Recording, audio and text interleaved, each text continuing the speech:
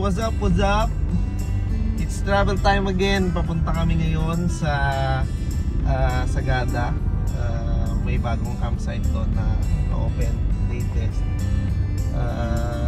Siguro parang last quarter of the year siguro na open yung campsite niya.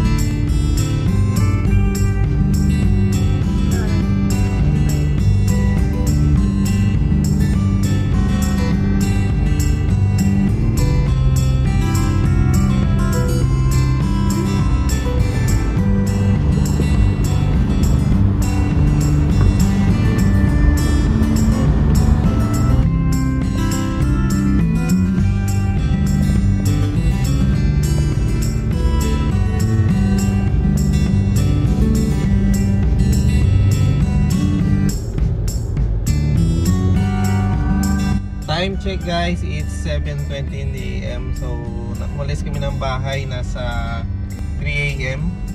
So ngayon nasa San Jose, Nueva Ecija na kami. So it's 7:20. So target namin na makarating dun sa Sagada sa campsite is nasa 3 o'clock to 4 PM. May allowance na yun. Okay guys, so tingnan nyo yun.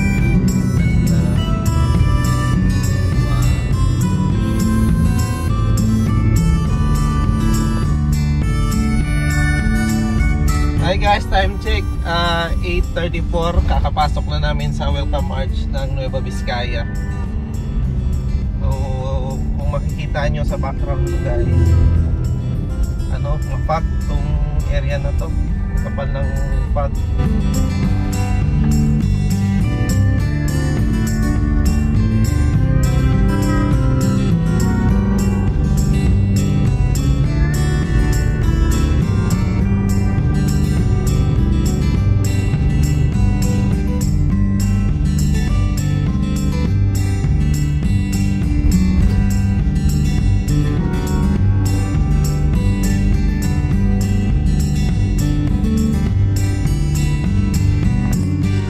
Time check 10:09. So nasa Bayumbong na tayo, Nueva Vizcaya.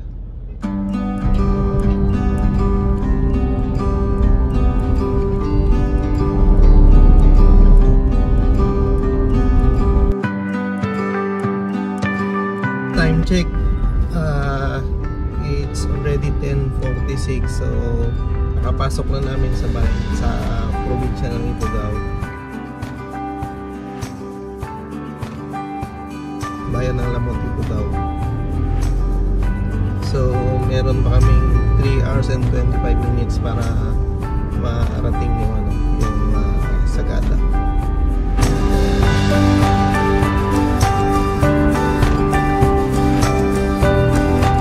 Turn right.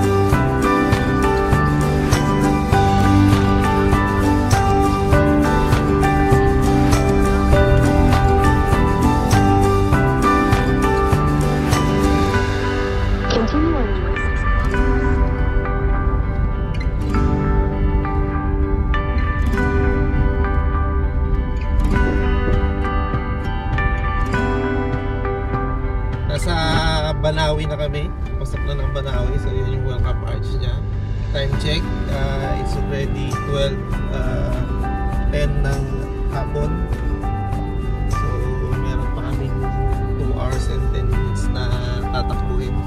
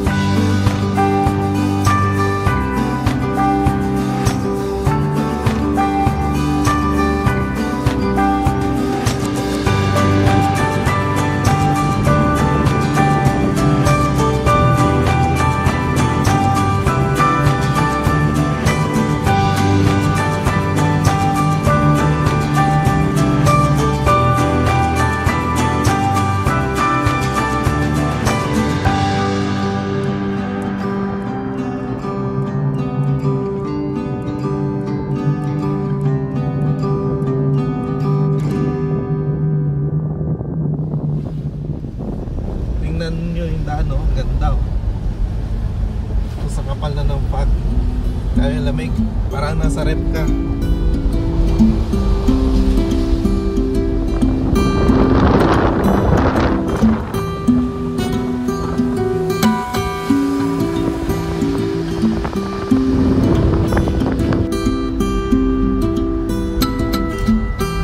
Tarik ng bundok ko.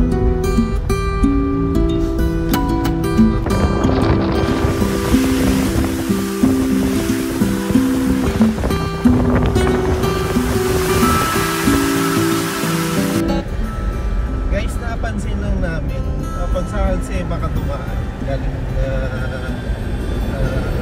Maynila tapos daan ka ng Baguio tapos Halsema, masyadong busy yung daan. Pero pag dito ka dumaan sa Nueva Vizcaya, Ifugao, Mountain Province Road, kunti lang yung masalog yung dumadaan. Kaya maganda sa kapag na-drive, enjoy siya yung drive, tapos meron pang magandang view na ikaw na makikita.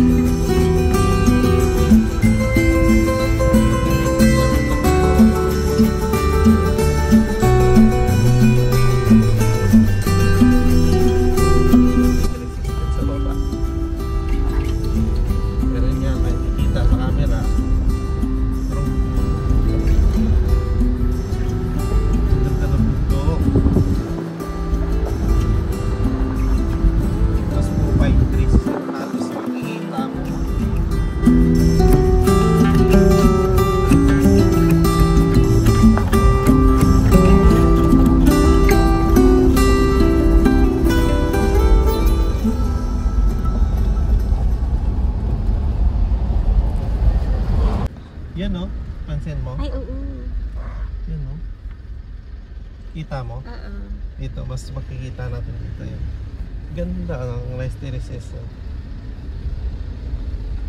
Ay, wala na. Hindi nakita. May view deck niya o. Ito, binidyo din natin ang kaya natin natin.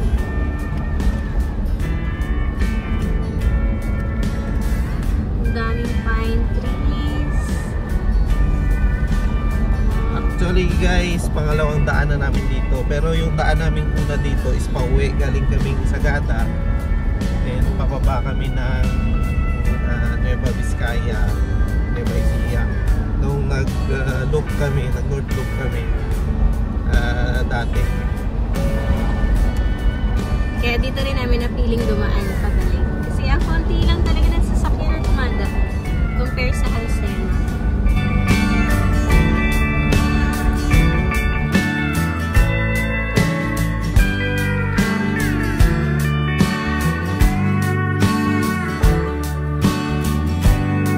Yung daan na to is tumatagos to sa terraces na maliit lang. Pero maganda siya tingnan. Yan o. Hindi ma-appreciate siya. Pero pag tinignan mo yun sa kabilang daan, maganda. Tsaka yung nakakatawa dito, walang mga truck na mabagal masyado. So, yun kasi nagpapatraffic, nagpapatagal ng biyahe.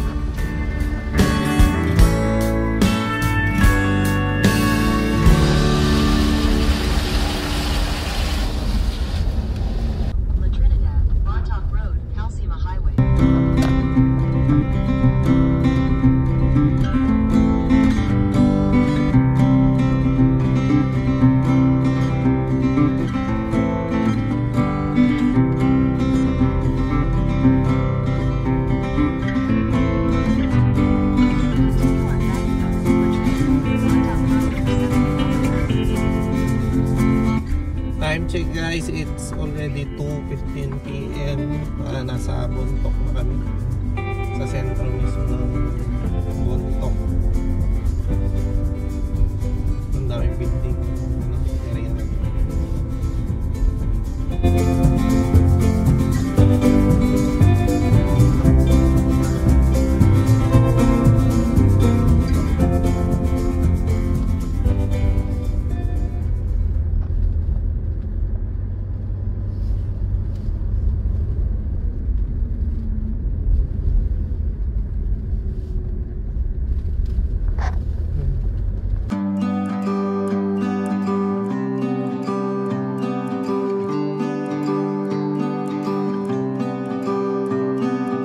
Dati kasi guys, nung pumunta kami dito last August 2023, ano to na-close kasi gawa ng nasira yung daan na to.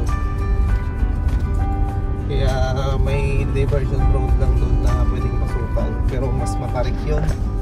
Dito okay pa dito. Tsaka mas maiklit yung travel dito papasok doon sa sentro ng Sagada kaysa doon sa dinaanan namin dati. Sa Pupo. Pupo yan. Pupo rin. Nung lumindol kasi ito sinanado siya. Tapos nabuulan. So ang daming landslide.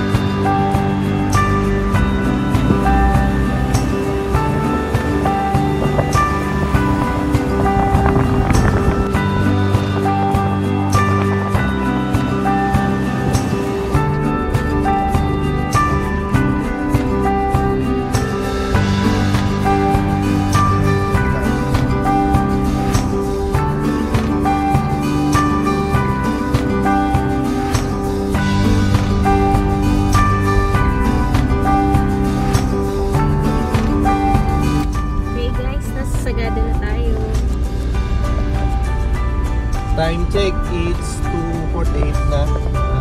Sa area na tayo na Sagada. Pero wala pa tayo, malayo-layo pa tayo ng konti sa campsite na nasa 7 kilometers pa. Okay. Guys, ito pala yung isang wow, yung cafe na may overlooking. Minsan nagkakaroon dito ng sea clouds dyan. So maraming turistang pupunta dyan. Dito, papasok. Ayun ang Pupo. Ayun. Ayun. Yan.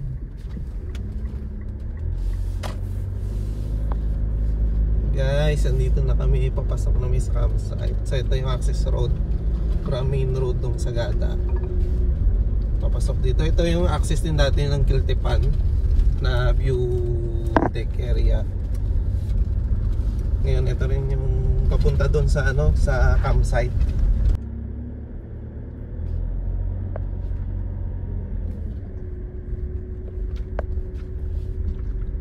Okay, dire-diretso lang kayo mula doon sa Petron.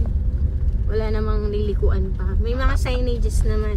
So, kung saan yung campsite pa rin dito. Ayan na, ito.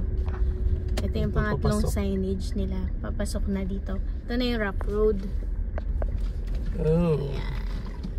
4x2 lang kami guys. Hindi namin alam pa yung sitwasyon ng daan sa loob. Pero naka 4x2 lang kami na SUV. Tinanong ko naman yung owner kung kaya ng 4x2 na SUV. Kaya naman daw, basta hindi na ulan. So, hindi naman umulan ngayon. Pero medyo basa lang yung lupa. Umulan siguro mga nakaraang araw. Yun lang. Baka may part dito na madulas. Hindi natin sigurado. Pero may mga bato naman so kakapit pa rin yung gulong. Kasi yung gulong namin is naka all terrain siya. At least may may kapit. Medyo shaky lang yung video. Malubak siya.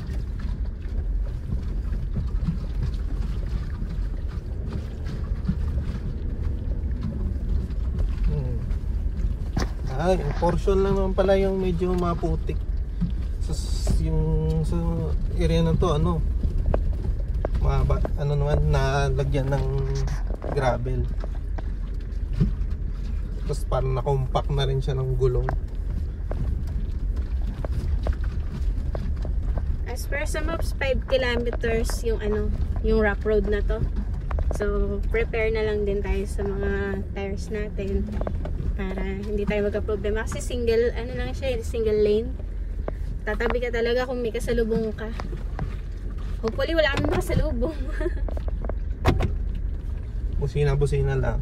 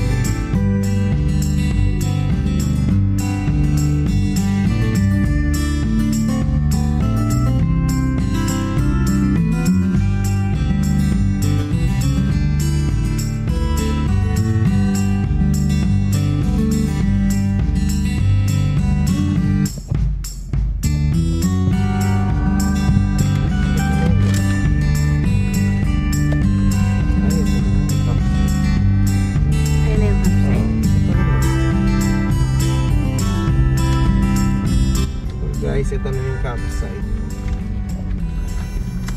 Saan? Ito, dyan sa harap ng ano, ng bahay. Yan, may sakam.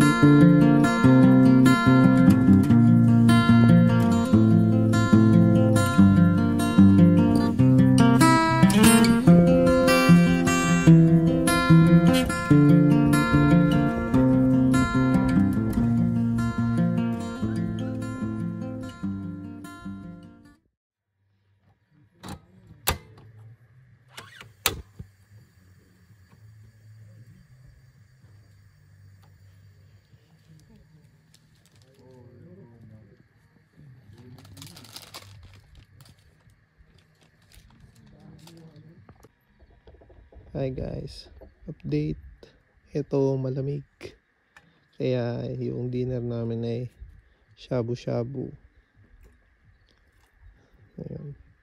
So pagdating namin kanina, nagpahinga muna kami. Then ito yung prepare namin na dinner. Nag-shabu-shabu kami.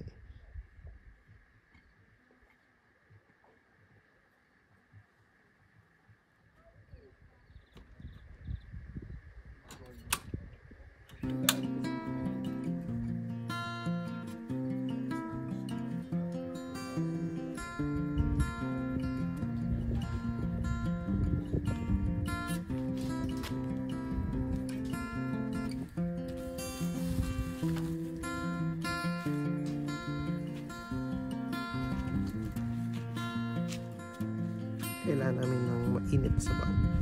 Grabe. Parang tingin ko nasa 10 degrees siguro.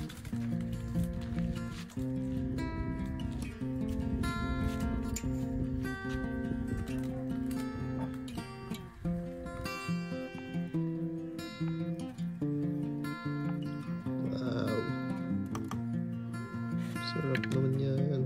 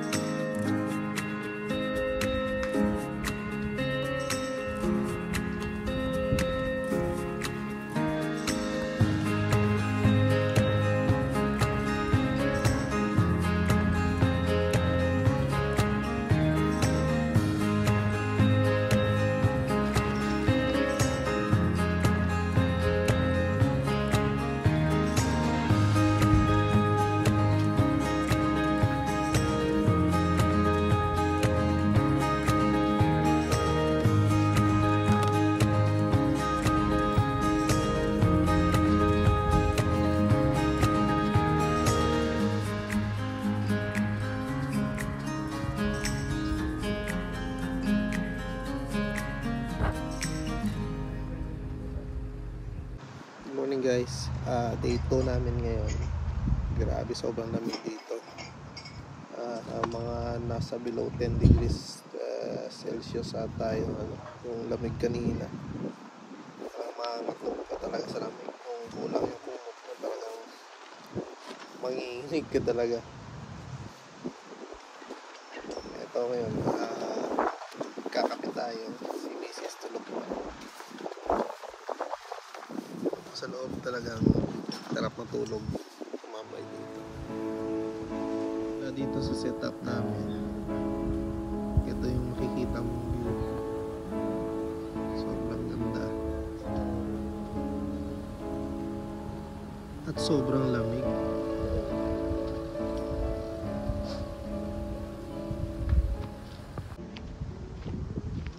Mula dun sa camping area, meron silang view deck dito sa unahan lang. So mataas tong area na to. So pagka pumunta ka dito sa view deck, makita mo yung cliff, talagang malalim. So konting lakad lang, siguro mga 20 meters lang galing dun sa camping area.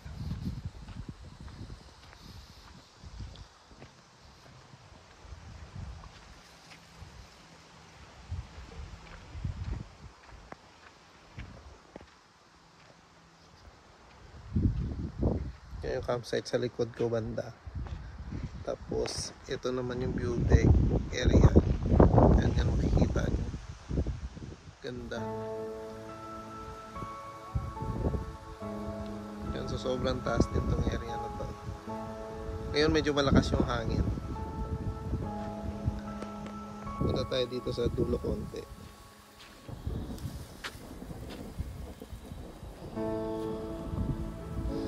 Yan guys, may makita kayong mga terraces, rice terraces.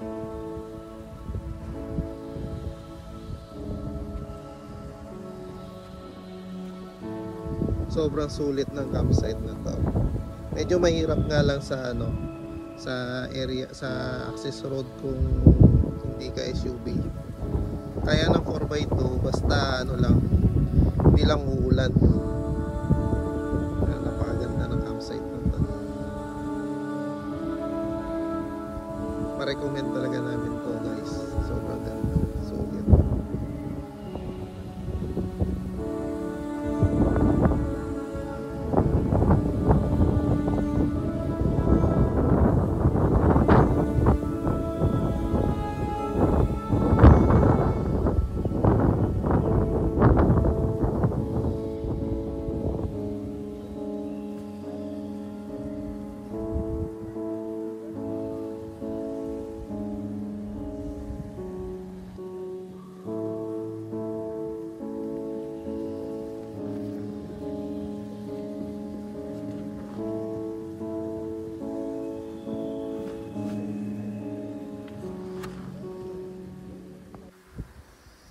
Dito kami muna tumambay.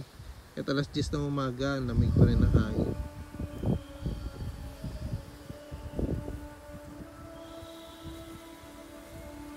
Dito muna kami tumambay hanggang sa magutom kami. Napaka-epic talaga ng lugar. Ang ganda. Medyo ingat lang kayo dito sa pagpunta guys, kasi matutulis yung bato.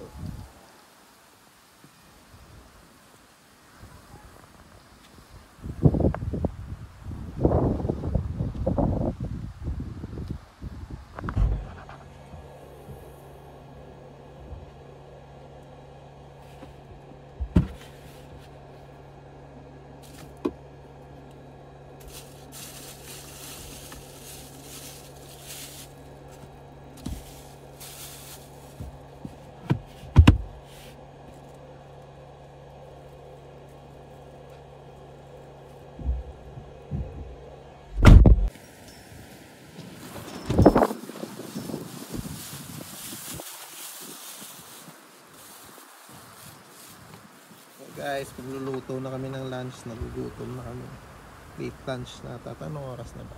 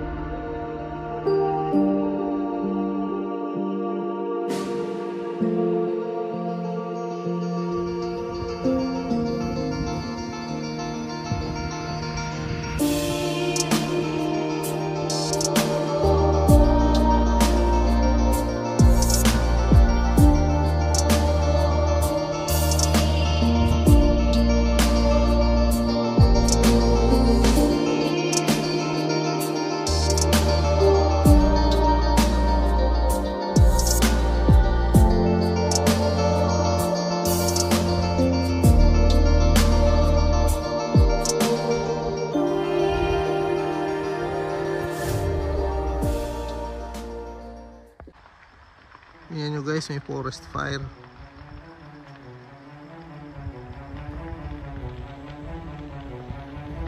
Medyo malawak na tayo.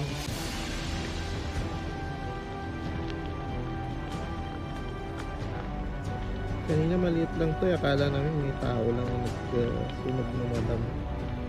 Sumakyat na doon sa mga puno.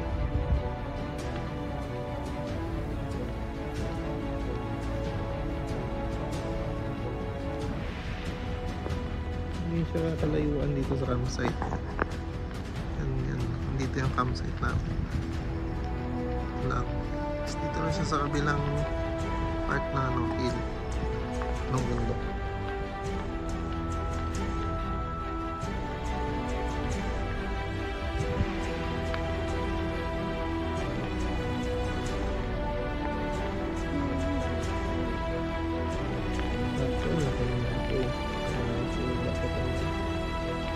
Wala lang kung alam na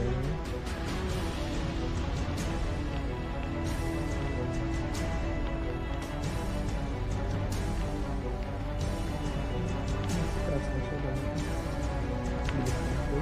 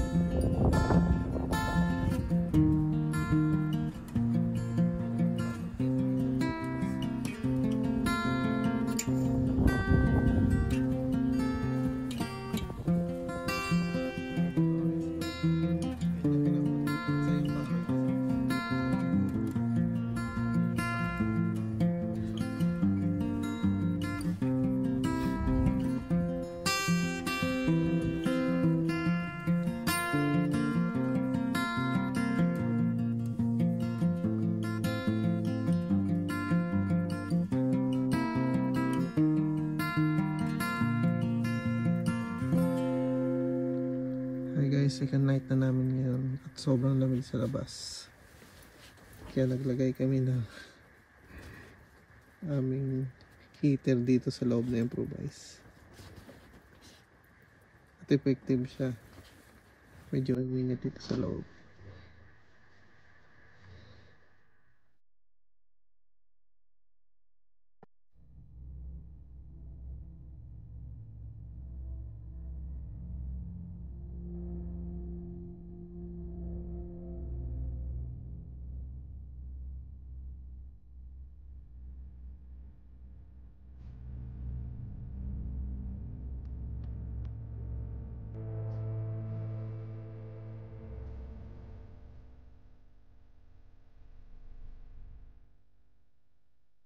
Good morning, day 3 na namin. So nakalis na kami sa campsite.